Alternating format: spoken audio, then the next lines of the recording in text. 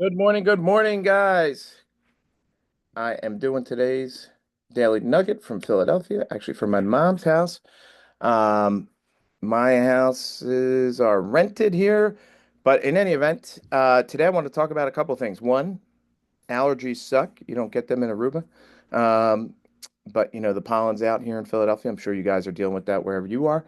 And I want to talk about auctions. So auctions, that's actually why I'm here. I'm going to auctions, and a lot of people don't understand a lot of terms related to auctions. So I'm just going to talk about what the definition of certain terms are. So when you go to an auction and you bid on a price, um, people talk about a very important word that is used or terminology is an upset price. What is the upset price?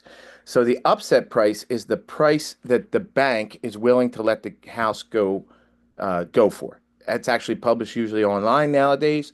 Um, and usually the one online is not exact, but it's pretty darn close. So if they say the upsale price is 160,000, that is where the bidding will start. That is the price that the bank will not let it go. The bank will just take it back. If like so in an auction, they'll go, upset price is $160,000, going once, going twice. If nobody takes it, the bank takes it back. If somebody goes 161,000, then bidding starts. So everybody bids, and whoever wins that bid will win the property.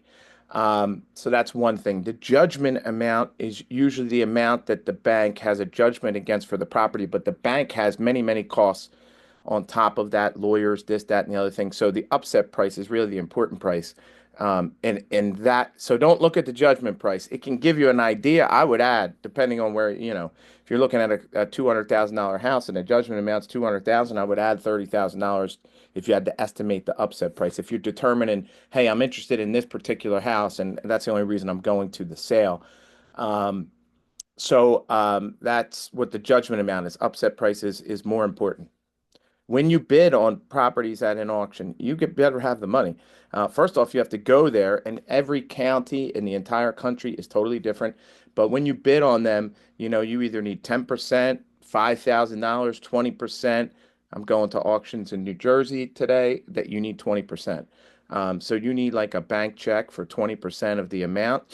You're bidding on a $400,000 house, you better have $80,000 cash money, and you have to pay the house in full, whatever. Like, let's say you're bidding on a house, upset price is 200,000, it gets bid up to 280. Let's use easy numbers. Bid up to 300,000, you need 60,000 that day. In Pennsylvania, you only need 10% in most counties, but let's say you're in New Jersey, you need 60,000.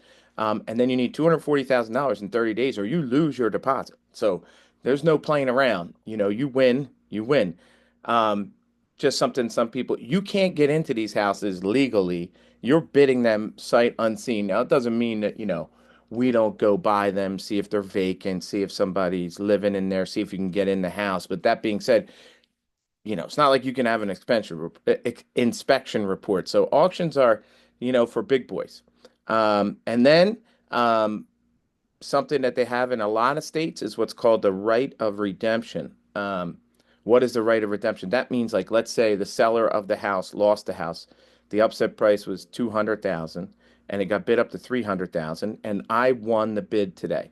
Well, in some states, the like Pennsylvania, the seller who I won the bid on has a year to come back and pay the 200,000. Well, actually, they have to pay in Pennsylvania what I paid plus a little bit. So they have a year to come back and redeem the property.